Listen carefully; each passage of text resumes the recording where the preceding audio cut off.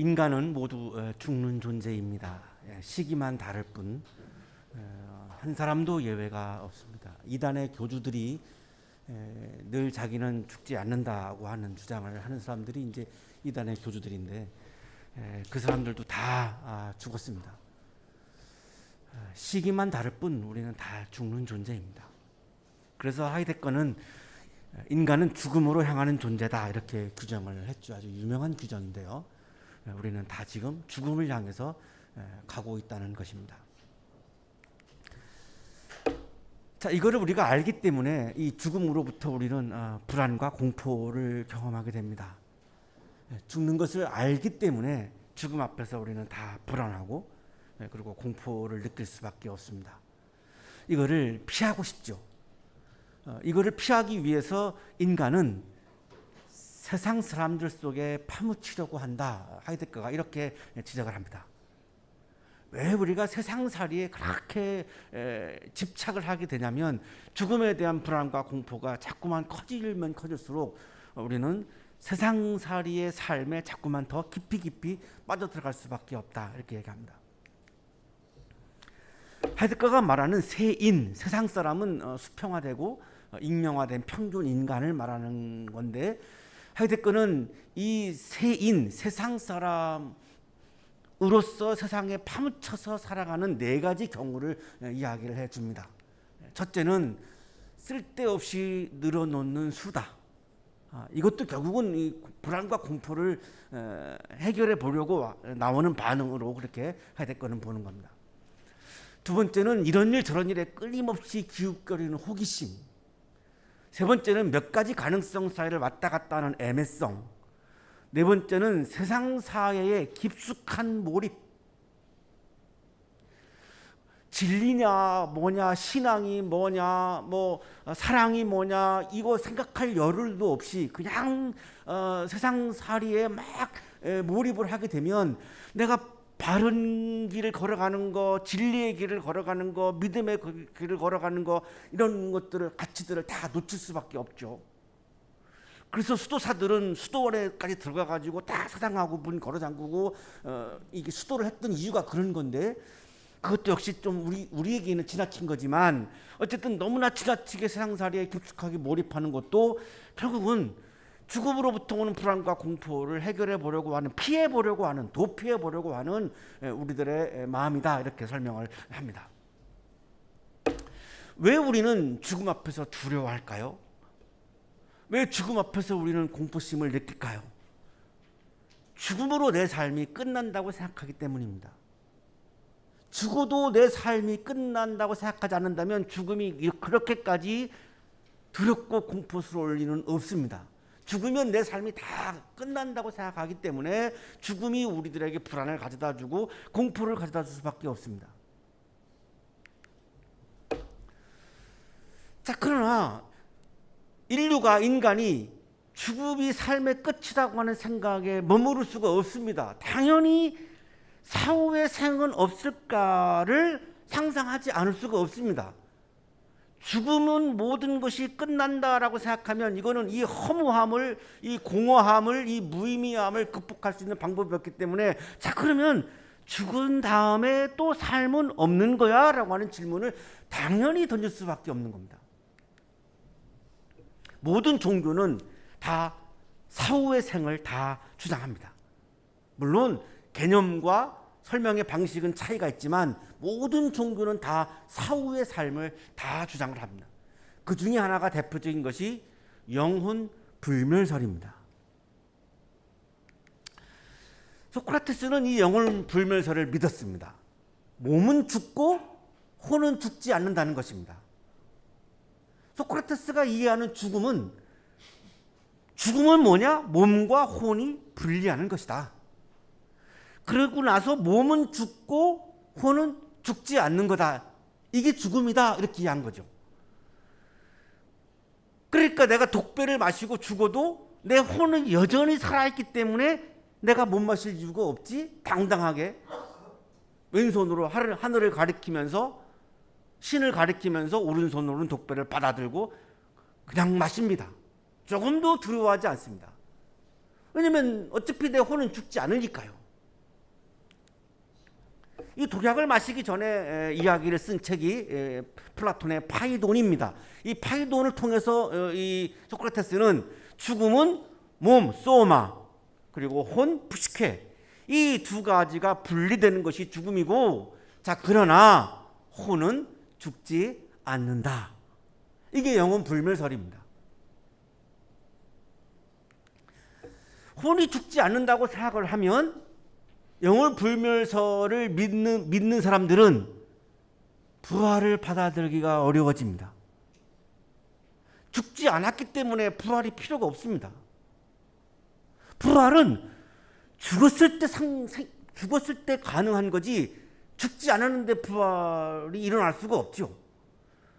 죽음을 부활은 전제로 하는 것인데, 내 혼이 죽지 않는다면 부활이 필요가 없습니다. 소크라테스는 부활을 믿었기 때문에 당당하게 독배를 마신 게 아니라 혼이 죽지 않는다고 생각했기 때문에 독배를 당당하게 마신 겁니다. 부활을 믿은 게 아니죠, 소크라테스는. 고린도 교회 성도들 중에는 그리스 철학을 깊이 받아들인 사람들이 많았다고 보여집니다. 자, 이들은 부활을 받아들이기 어려웠을 것입니다. 자, 그러나 기독교는 부활을 근거로 해서 존재합니다. 지금 우리가 드리는 예배도 주일 예배입니다. 주일이라고 하는 말은 주님의 날의 준말입니다. 주님의 날은 더 로즈데이, 주님이 부활하신 날을 말합니다. 우리는 부활을 경축하기 위해서 지금 모여서 예배를 드립니다. 안식교인들은 토요일 날 예배를 드립니다. 안식일을 그 사람들은 기념하는 것이고, 우리는 안식일을 기념하는 것이 아니라 주님의 부활을 기념하기 위해서 지금 주일날 모여서 예배를 드리는데, 우리가 부활을 믿지 못한다면 지금 이 예배도 성립이 안 됩니다. 기독교가 자체가 존재할 수가 없습니다. 자, 근데 고린도 교회에 나와 있는 성도들 중에 영혼 불멸설을 믿는 사람들은 성서가 말씀하시는 부활을 받아들이기 어려운 거죠. 교회 생활은 잘 하고 있는데, 그리고 다른 거는 잘 믿고 있는데, 부활은 받아들이기 어려운 거예요. 실질적으로 진심으로 받아들이기가 어려운 겁니다. 영혼 불멸설을 붙잡고 있는 한 부활 신앙은 갖기가 어렵습니다. 오늘의 성서일과 본문은, 이 본문을 보면 고린도 교회에 죽은 사람의 부활을 받아들이지 못하는 사람들이 있다고 하는 것을 우리가 확인할 수 있는 본문입니다. 그리스도께서 죽은 사람 가운데서 살아나셨다고 우리가 전파하는데, 성서는, 기독교는 계속해서 기독교의 본질이 부활을 기초로 해서 이루어졌다라고 성서는 말씀하고 있습니다. 자, 그런데 어찌하여 여러분 가운데 더러는 죽은 사람의 부활이 없다고 말합니까? 부활을 받아들인 사람도 있었고 부활을 받아들이지 못했던 사람들도 있었음을 우리가 여기 알 수 있죠. 자, 지금 우리도 이 자리에서 부활을 믿는 분들도 계실 것이고 부활을 믿지 못하는 분도 분명히 계실 겁니다. 내가 그리스도인도 살아가지만 솔직하게 진심으로 내가 진정으로 내가 부활을 믿지 못하는 분들도 여기 분명히 계십니다. 고린도 교회도 마찬가지였던 거죠. 부활을 믿는 분들도 있었고 부활을 믿지 못한 분들도 있었습니다. 자, 그 부활을 믿지 못하는 분들 중에 그 중에 일부는 영혼 불멸설을 믿었기 때문이라고 볼 수 있습니다. 왜냐하면 소크라테스, 플라톤 철학에 깊이 빠져 있는 사람들이 분명히 많았기 때문에 그거를 놓지 않는 한, 그거를 내려놓지 않는 한 부활을 받아들이기가 어렵습니다. 그래서 사도 바울이 이렇게 말씀을 시작하는 거죠.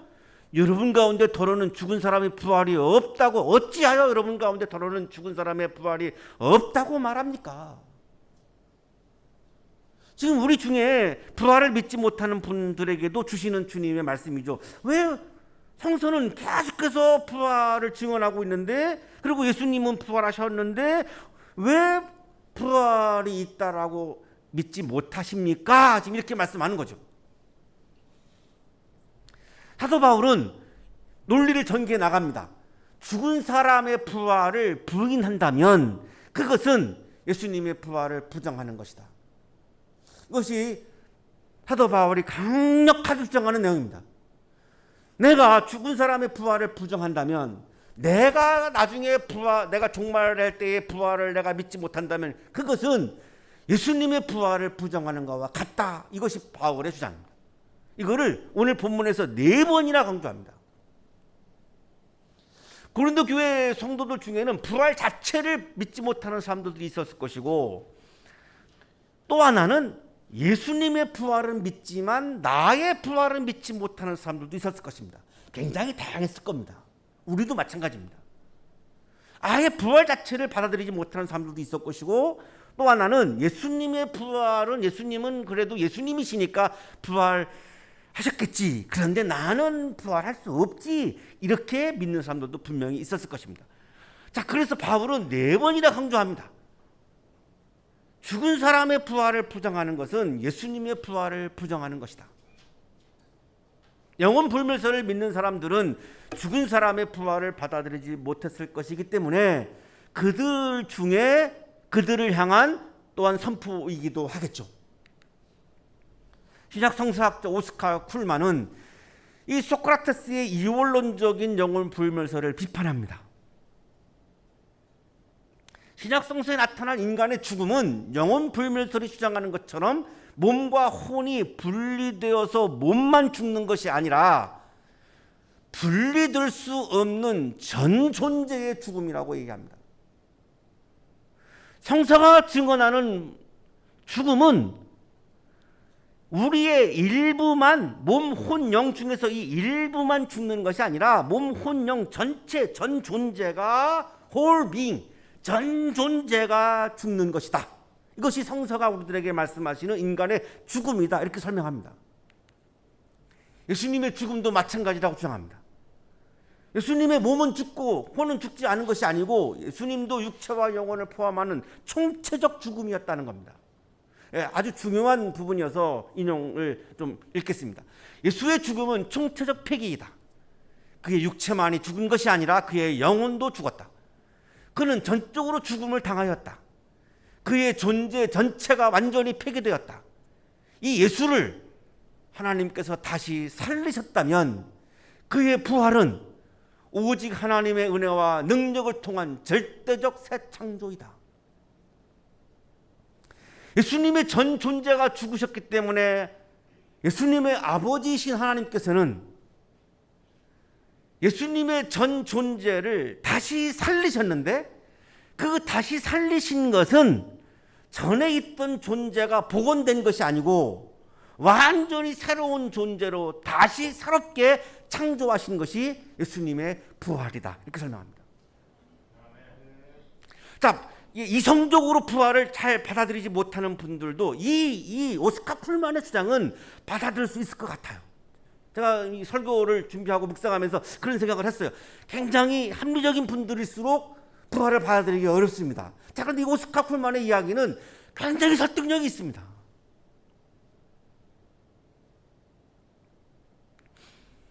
부활은 하나님께서 총체적으로 죽은 우리들의 몸과 혼과 영, 이 전 존재를 새롭게 창조하시는 사건이기 때문에 부활하고 나면 그 다음에는 죽지 않는 것입니다. 부활이 전 존재로 복원되는 거라면 또 죽어야 합니다. 또 아파야 합니다. 또 암에 걸려야 합니다. 또 류마티스로 고생해야 합니다. 그러나 부활한 존재는 죽지 않는 존재죠. 아프지 않는 존재죠. 왜 그럴까요? 완전히 이런 존재가 아니라 다른 차원의 존재로 하나님께서 각별히 사랑하셔서 다시 황홀한 모습으로 다시 창조해 주셨기 때문에 이제 부활한 존재는 죽지 않는 겁니다. 아프지 않는 겁니다. 병원에도 안 갑니다. 우리 의사 선생님들은 서운하시겠지만 병원에 안 갑니다. 죽은 사람의 부활이 없다면 그리스도께서도 살아나지 못했을 것입니다. 죽은 사람의 부활을 인정하지 못하는 사람들한테 하시는 말씀이죠. 죽은 사람의 부활이 없다면 예수님도 사람인데 그러면 예수님도 부활하지 못했을 거 아닙니까? 이런 주장이죠. 왜 죽은 사람의 나의 부활을 믿지 못합니까? 자신의 부활을 왜 믿지 못합니까? 내 부활을 믿지 못한다라고 하는 것은 예수님의 부활도 믿지 않는 겁니다. 이렇게 얘기하는 거죠. 부활을 받아들이지 못하는 회의주의자들에게 사도 바울은 죽은 사람의 부활이 없다면 예수님의 부활도 없다. 그러면 당신은 예수님의 부활도 부정하는 겁니까? 이렇게 지금 반박하고 있는 거죠. 그리스도께서 살아나지 않으셨다면 3단 논법입니다. 그리스도께서 살아나지 않으셨다면 우리의 선포도 헛되고 여러분의 믿음도 헛될 것입니다. 죽은 사람의 부활을 부정하면 예수님의 부활을 부정하게 되고, 예수님의 부활을 부정한다면 지금 이루어지는 복음의 선포, 전도, 우리들의 믿음, 예배, 교회, 기독교 다 헛된 것이 되고 맙니다. 그런데 당신은 지금 예배 자리에 와 있으면서 어떻게 죽은 사람의 부활을 믿지 못한다는 겁니까? 이렇게 지금 산단론법으로 지금 반박을 하는 겁니다.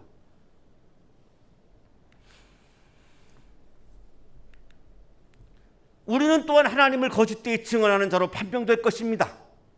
그동안 기독교는 예수님의 부활에 대해서 성서에 기록되어 있고 그거를 수도 없이 증언을 했는데, 자, 그러면 모든 기독교인들은 다 거짓말장이가 되고 맙니다. 그것은 죽은 사람이 살아나는 일이 정말로 없다면, 내가 나중에 종말의 때에 부활을 하지 않는다면 하나님께서 그리스도를 살리지 아니하셨을 터인데도 하나님께서 그리스도를 살리셨다고 하나님에 대하여 우리가 증언했기 때문입니다. 예수님이 부활하지 않았다면 그동안 우리가 하나님께서 예수님을 부활시켰다고, 예수님의 죽음은 총체적 죽음이기 때문에 하나님께서 부활을 시키신 거지 예수님이 스스로 살아나신 게 아니죠. 예수님의 부활은 자기 스스로 살아나신 것이 아니라 예수님이, 하나님께서 예수님을 부활시키신 거죠. 자, 그러면 부활을 부정한다면 하나님이 예수님을 부활을 시킨 것을 부정하게 되니까 결국은 나의 부활을 부정한다는 말은 하나님을 부정하는 거 아닙니까? 이렇게 반박하는 거죠. 굉장히 논리적이죠. 그러면 부활에 대한 모든 증언은 다 거짓말이 되는 거고 하나님도 거짓말장이가 되는 거 아닙니까? 부활은 하나님께서 그리스도를 살리신 사건이라고 하는 것을 강조하는 신학자 중에 한 사람이 칼 마르트입니다. 부활은 하나님에 의해서 일어난 사건이라는 거죠. 인간은 죽음 속에 있는 반면 하나님은 생명이다. 하나님에게는, 하나님의 세계에는 죽음이라는 개념이 존재하지 않습니다. 하나님은 영원한 생명이기 때문에 하나님의 세계에는 죽음이라고 하는 개념 자체가 없습니다. 죽음이라고 하는 것은 인간의 세계에만 있는 거죠. 따라서 하나님과 인간 사이의 이 괴리는, 우리에게는 죽음이 있지만 하나님에게는 죽음이 없는 이 갭, 이 괴리는 오직 하나님에 의해서 하나님으로부터 극복될 수 있다. 바로 이것이 부활이다. 우리는 죽어야 합니다. 하나님의 세계는 죽음이 없습니다. 이 엄청난 간격을 우리가 어떻게 좁힐 겁니까? 방법이 없습니다. 이거는 하나님이 좁혀 주셔야지만 가능한데 그 이 간격을 좁히는 게 뭐냐? 그것이 바로 하나님이 우리를 부활시키는 사건이라는 겁니다.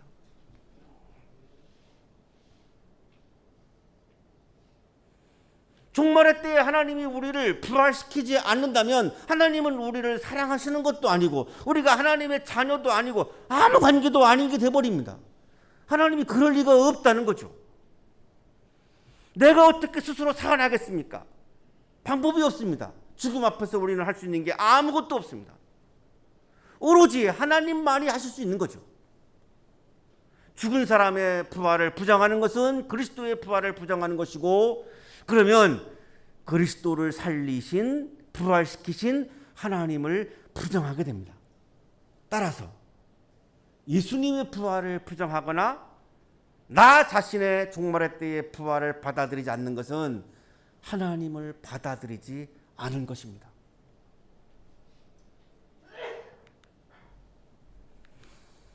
죽은 사람들이 살아나는 일이 없다면 그리스도께서 살아나신 일도 없었을 것입니다. 죽은 사람들이 살아나는 일이 없다면 그리스도께서 살아나실 일도 없었을 것입니다. 내 부활이 없다면 예수님의 부활도 없었다는 거죠. 왜? 예수님도 온전한 사람이셨기 때문에. 이 세상에 계시는 동안 예수님은 분명히 사람으로 존재하셨기 때문에. 13절을 다시 반복해서 말씀합니다. 17절은 14절을 또 반복합니다.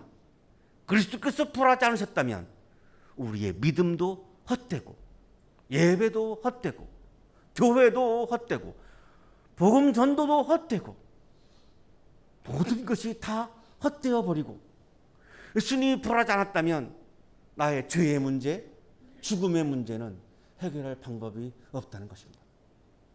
나의 죄의 문제와 죽음의 문제는 예수님의 십자가 사건으로만 해결될 수 있기 때문에, 예수님의 보혈의 피로만 내 죄의 문제를 해결할 수 있기 때문에, 예수님이 부활하지 않았다면, 지금 살아계시지 않는다면 나의 죄의 문제에 예수님은 관여할 수가 없습니다. 기독교 전체가 다 무너진다는 겁니다.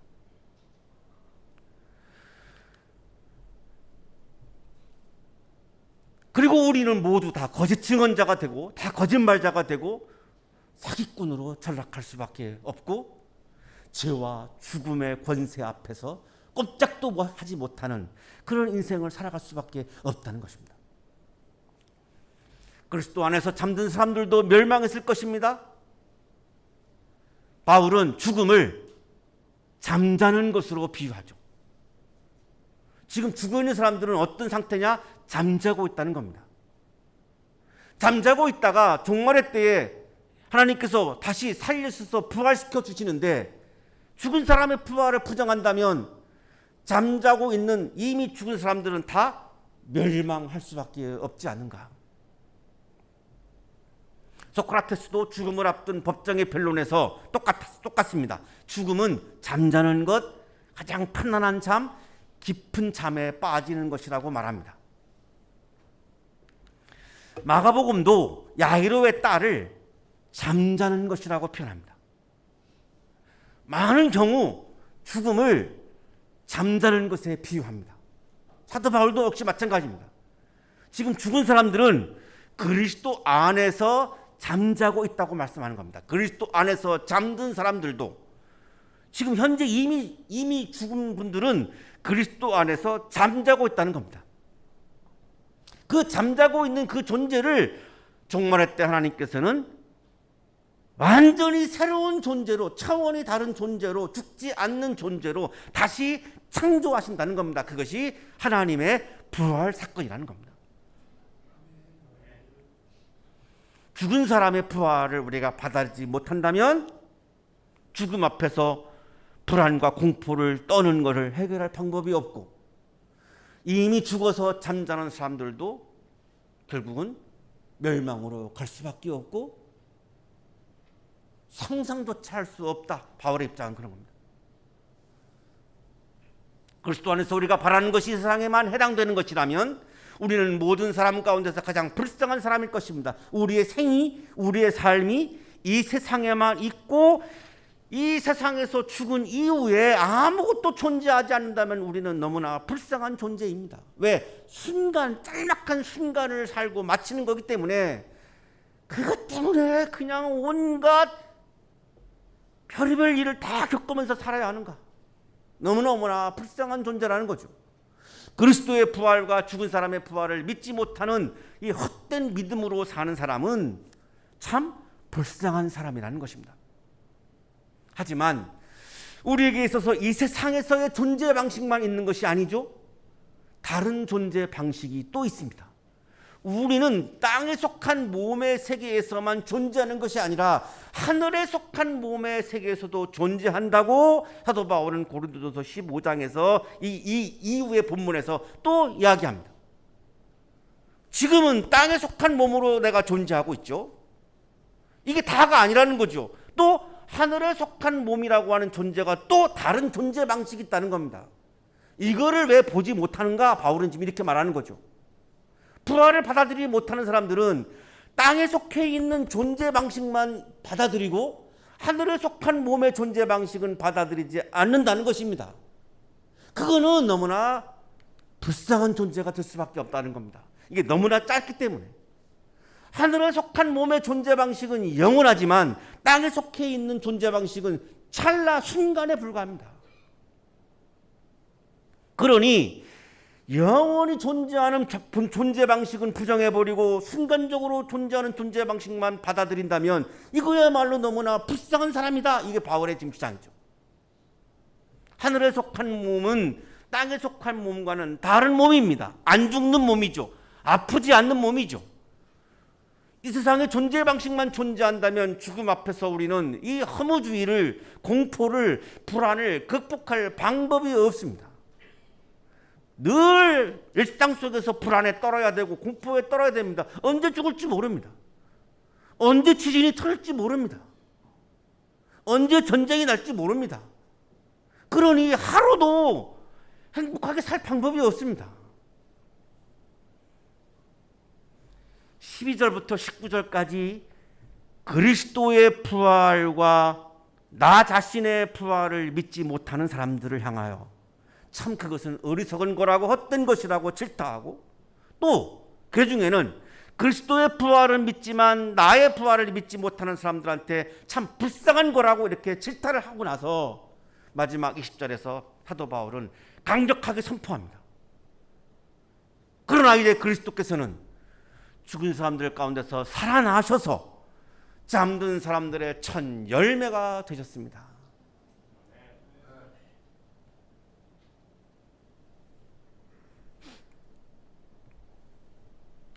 아주 결정적인 부활에 대한 선포인데요, 첫 열매라고 하는 이 말씀은 히브리인들이, 유대인들이 이제 농사를 지으면은 처음으로 수확하는 이 농산물을 제단에 바치는 겁니다.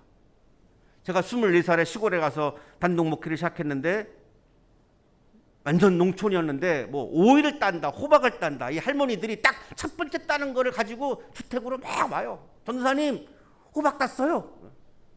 이게 첫 열매의 엄청난 전통이에요.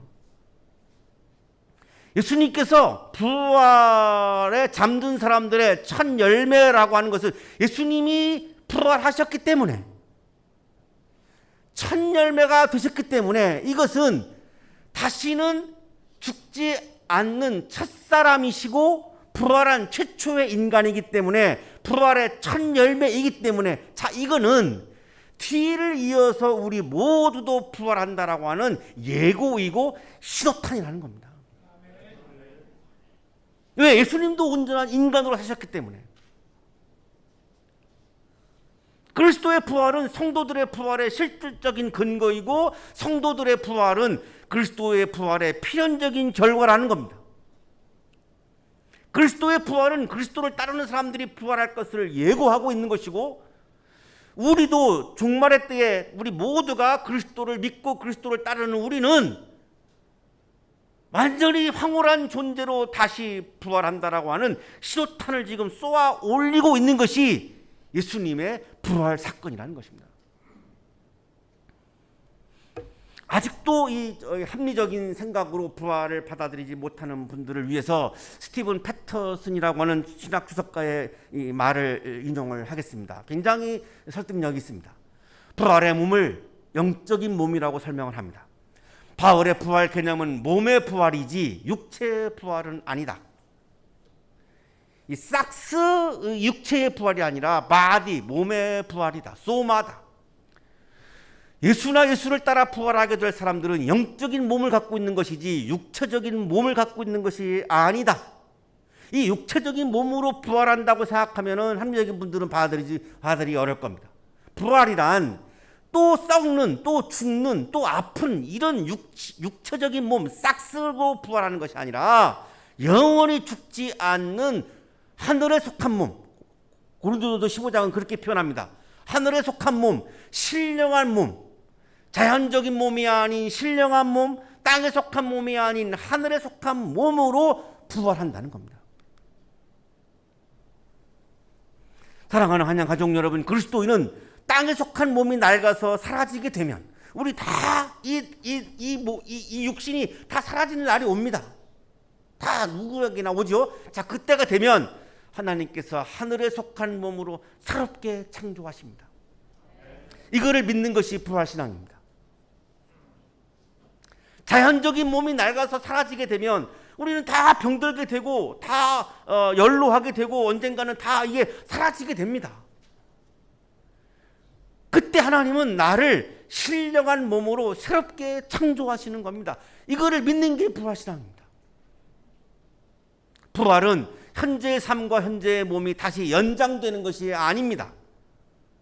새로운 몸을 가지고 하나님의 아름다움이 빛나는 새로운 세계로, 다시 말하면 하나님의 나라를 향해서 힘차게 나아가는 것, 그 사람이 부활신앙을 소유한 사람입니다.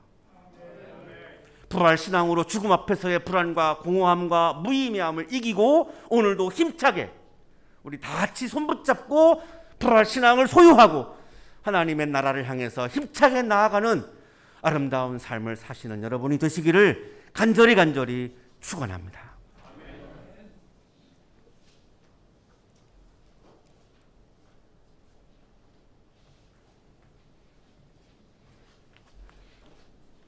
죽음을 이기고 부활하신 주님,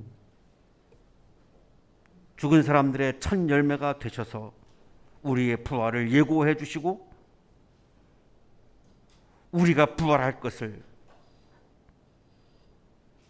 당신의 부활로 우리들에게 말씀해 주시고 선포해 주신 주님,